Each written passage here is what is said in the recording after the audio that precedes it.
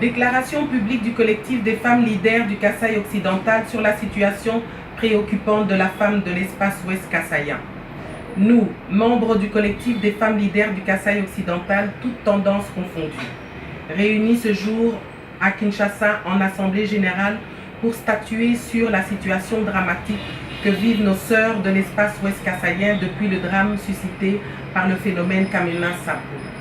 Interpellés par les informations sur l'existence de près de 70 filles mineures ouest kassaïennes maintenues dans un esclavage sexuel éhonté et dégradant, constatant avec indignation que le sort de ces femmes ne préoccupe encore personne et qu'ils semblent déjà jetés dans les oubliettes de l'histoire, considérant que si rien n'est fait, la survie du peuple ouest kassaïen est fortement compromise, étant donné que la femme est la gardienne du temple et dépositaire de la perpétuation de la lignée.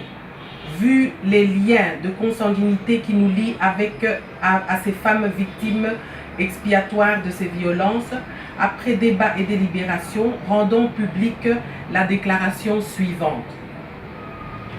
La femme de l'espace ouest kassaïen continue à subir les dégâts collatéraux du conflit Kamina-Sappou en vivant dans une insécurité chronique permanente et traumatisante. Elle continue à subir les violences de tout ordre de la part des hommes pour la simple raison qu'elle est femme. La femme ouest kassaïenne est en proie à une misère indicible et à un dénuement total. Cette situation influe sur l'avenir des jeunes filles forcées à quitter l'école. Les cas de viol et de harcèlement sexuel s'accélèrent à une cadence soutenue. La plupart de ces cas sont malheureusement résolus à l'amiable, privant ainsi aux victimes la possibilité de se faire justice et d'avoir droit à des dédommagements. La plupart de ces violences sexuelles sont commises par des agents des forces spéciales. Le cas le plus patent est le maintien des esclaves sexuels dans les environs de Chikapa de près de 70 filles mineures capturées pour assouvir des appétits sexuels de leurs bourreaux. Demain naîtront de ces unions criminelles des individus qui seront des bombes à retardement car ils iront grossir les rangs des Koulouna et autres bandits parce que leurs pères ne les reconnaîtront jamais. Celles parmi ces femmes qui ont été contraintes à l'exil dans des pays frontaliers ou à se réfugier dans leur propre pays vivent dans un dénuement total caractérisé par une précarité due au manque criant de vivres et de non-vivres. Pour tenter d'échapper à cette misère ambiante, la plupart d'entre elles s'abonnent à la prostitution avec tous les risques qu'elles encourent de contracter des maladies sexuellement transmissibles. Pendant ce temps, les femmes victimes de ces conflits restées sur place vivent leur traumatisme en silence, sans avoir bénéficié d'un quelconque dédommagement de la part de leurs bourreaux et qui du reste demeurent impunis. Les recommandations que nous préconisons.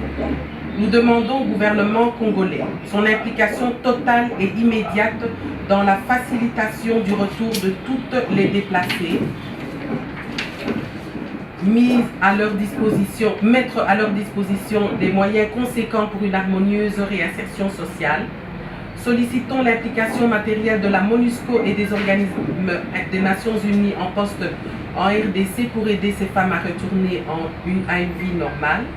Recommandons à la justice congolaise plus de fermeté dans les répressions des violences sexuelles, surtout pour ceux qui ont maintenu ces 70 filles mineures en esclaves sexuels. Nous, les femmes du collectif des femmes leaders du Kasaï, refusons de nous taire face à cette macabre situation et dénonçons afin d'arrêter cette hémorragie. Nous refusons de fermer les yeux sur la souffrance et les pleurs de nos sœurs et de nos filles. Exhortons tous les originaires de l'espace ouest kassaïen vivant au pays ou à l'étranger de faire preuve ici et maintenant de solidarité en faveur de nos sœurs par la collecte de ressources tant financières que matérielles, par le biais de notre collectif pour soulager leur misère.